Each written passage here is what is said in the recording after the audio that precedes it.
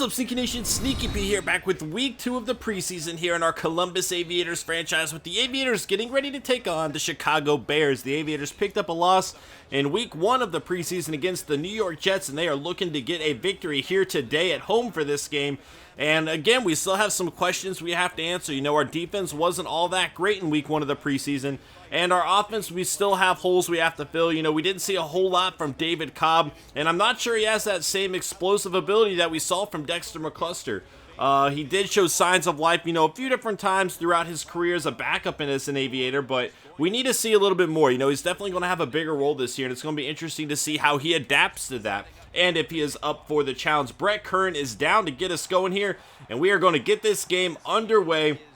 Again, the starters are only going to play for the first period here, and then we'll see our backups and see who's trying to get those starting minutes, you know, because if a backup steps up and plays well, I'm going to look at them as a starter. You know, that's how Stafford got his job in season number 1, held it through season 2, and he's going in to season 3 as the starter there. Max Austin, the second-year pro, leading the Bears here.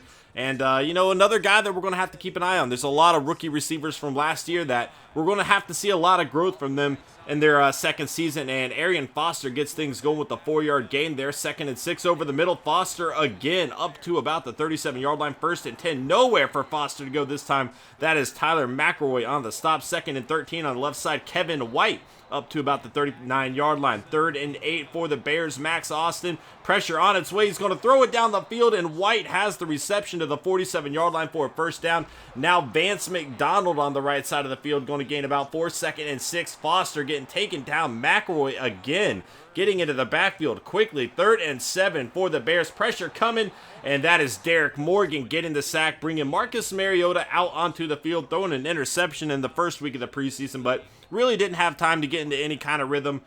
So we'll have to see what he does this week. Hopefully he can make some big plays, but Bishop Sankey going to lose some yards on the play. You know, the Aviators really struggled to run the ball against the Jets' good defensive line in week 1. We're going to have to see if they respond better here today. 3rd and 10 on the left side. Eric Reed is going to get the interception on Marcus Mariota. And Aviators revoked a contract that we had offered him, and he is looking to make us regret that decision, jumping the route there. And that is a big-time play from the free safety that just signed with the Bears. You know, looking good for his new team early on. 2nd and goal. Foster trying to get to the end zone. Not going to happen. 3rd and goal here for the Bears. Max Austin to the right side. Arian Foster once again getting stuffed. Avery Williamson in on the tackle there. And they are going to have to settle for a field goal as the Bears go up 3-0 as we enter the second quarter here. And that will bring out Tyson Russell for the Aviators, and he hands it off to Cobb, who has nowhere to go, losing 3 on the play. 2nd and 13, play action, pressure coming. Russell is going down. Not much time to do anything there as Riley got the sack. 3rd and 23, going deep down the field, and this is going to fall incomplete. Looking for Sean Sutton there. 1st and 10. And now Lopez down the right side of the field is going to take it down to about the 37-yard line. Foles over the middle connects with Foster, who is still in the game here, down to the 25-yard line. Handoff to Carey right up the middle this time, and he is going to pick up about 6 yards. 2nd and 4, play action. Nick Foles on the right side of the field to Lopez. Touchdown, Chicago Bears. And they are going to jump out to a 10-0 lead here in Columbus, Ohio. And their offense is looking pretty solid. Once again, the Aviators defense not really looking all that good early on, and Coach Mack is not too happy. 1st and 10, Cobb cutting back inside on his way to about a 4-yard gain. 2nd and 6 now. A little screen play to Cobb. Has some blockers in front of him, and he is going to be just shy of that first down. 3rd and inches. He will pick up the first barely.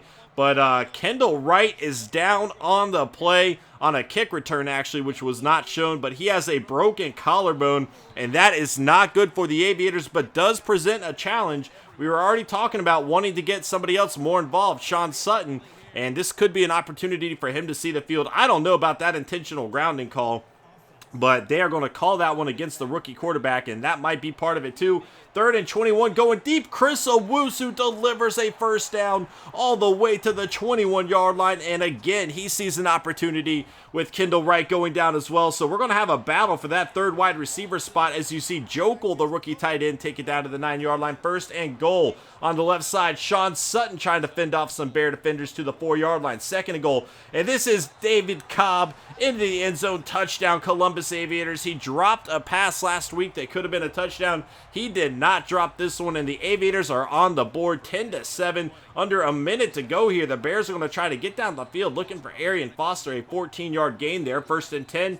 And this is going to be a false start penalty on the Bears. So 1st and 15 from the 29-yard line. Foles connects with Wilson. That's going to be up to the 37, 2nd and 3 now. Foles looking down the field.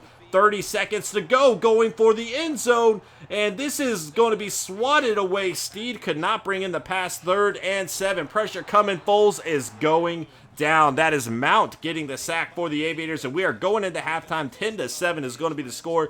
Again, we need to see a little more from our defense in the second half, but with the injury to Kendall Wright, seeing these receivers is going to be very important. Which receiver is going to step up and earn the slot role on this Aviator team? But we cannot allow 6.2 yards of play anymore from the Bears.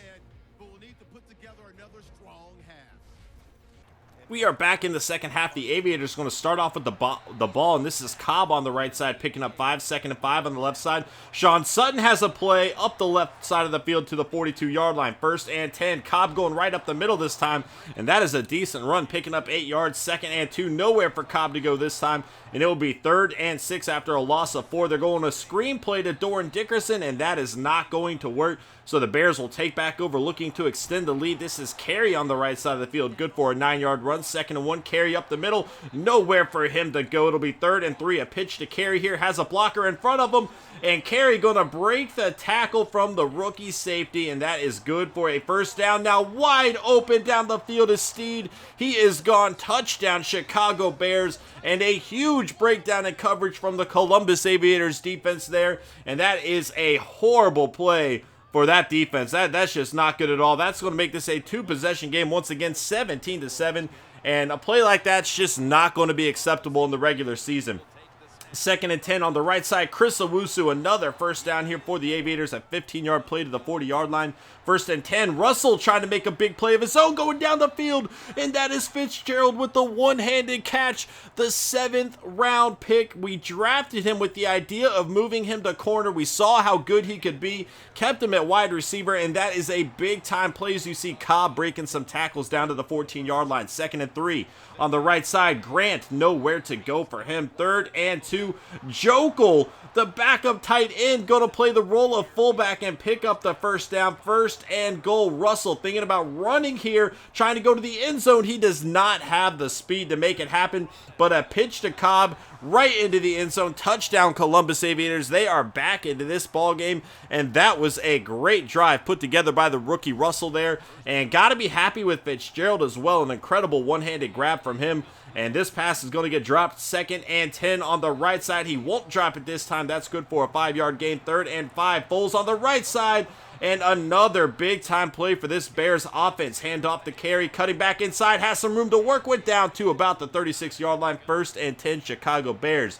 Foles scanning the field, throwing it off his back foot. And I don't know how they are not going to call that an intentional grounding when they called one on Russell earlier, but he will connect with Lopez on the next play down to the 14-yard line. 1st and 10 to the end zone. No, Wilson's going to catch it right before falling down at the 1-yard line. Hand off to Carey into the end zone. Touchdown, Chicago Bears. And we have a 2-possession ball game once again, and the time is ticking down on this Aviators team. Under 4 minutes to go. They're going to need some big-time play from the rookie quarterback here. Russell on the left side looking for Jokel, not able to hold on to the ball. 2nd and 10 on the right side of the field. This one's almost intercepted.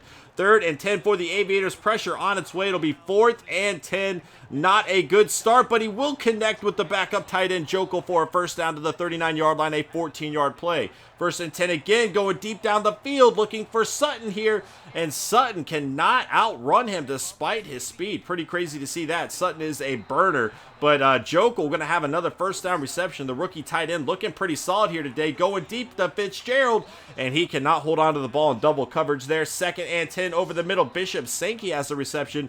That'll make it 3rd and 8. Pressure coming, and Russell is going down on the sack there. 4th and 14. They need a big play here.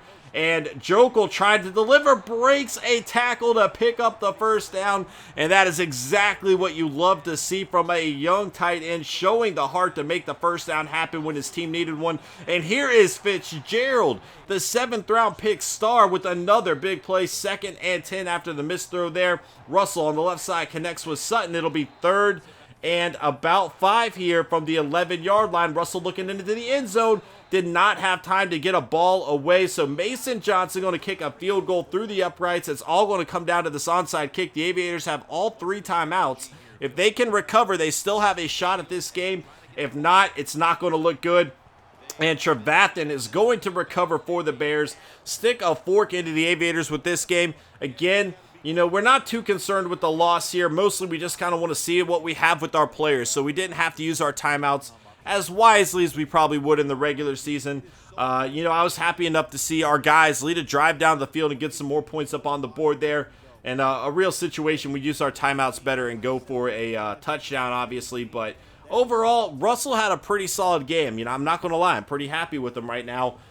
Still need to see more from our secondary. Giving up a big play like that to Steed cannot happen in the regular season. I mean, nobody was within 10 yards of him.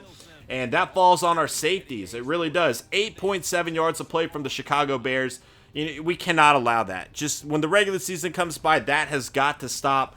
And I'm starting to get worried with our defense. But Tyson Russell, 16 of 25, 209 yards and a touchdown for him. 103.6 quarterback rating. You know, he doesn't have the speed to really fit into what our offense does. But I definitely feel like I can rely on him a little bit more than I could Kerry Patrick. 157.9 quarterback rating for Foles, 10 of 13. And with Max Austin going 6 of 6, you know, they went 16 of 19 on the day. And that is pretty crazy. 236 yards between them. 2 touchdowns, no interceptions for Foles there. And then, you know, Marcus Mariota threw an interception to Eric Reed on his only pass attempt. We definitely need him to be a little more careful with the ball. Kadeem Carey, a pretty solid game, 5.1 yards a carry. And again, we're struggling to run the ball here in the preseason. That's definitely something that worries me. But Chance Jokel, pretty solid game from him. I was also happy, obviously, with Fitzgerald, our rookie. And then even Chris Owusu had a big play down the field as well. Oscar Lopez, the rookie, tied in there for the Bears with the big-time touchdown. And it's just not going to work out for the Aviators here today. But, you know, again, it's preseason. Our backups played the majority of the game. We had a pretty solid year last year. And we're going to have to trust our starters when this regular season rolls around that they're going to get the job done. But, you know, we need to see more. You see some rookie defensive players making some plays there for the Bears. And then Eric Reed's interception was pretty impressive. You know, it was a bad read too, but he really kind of came to make the play happen, which I liked to see happen anyway. But that's going to be it for this episode, guys. I hope you enjoyed. Smash that like button if you did, and I'll see you next time. Later.